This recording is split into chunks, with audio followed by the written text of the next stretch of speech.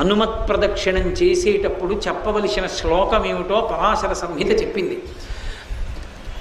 ఆయన దగ్గరికి వెళ్ళినప్పుడు ఆంజనేయం మహావీరం బ్రహ్మ విష్ణు శివాత్మకం తరుణార్క ప్రభం శాంతం ఆంజనేయం నమామ్యహం అంటూ తిరగాలి.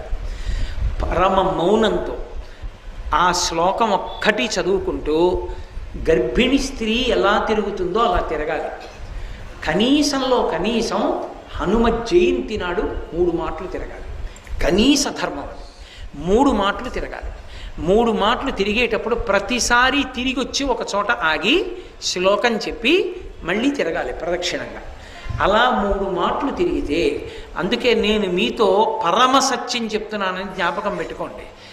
ఎంత ఉద్వేగభరితమైన పరిస్థితుల్లో, ఎంత కష్టంలో ఉండనివ్వండి, హనుమత్ ప్రదక్షిణాలు చేస్తే మనస్సుకి శాంతి కలుగుతుంది.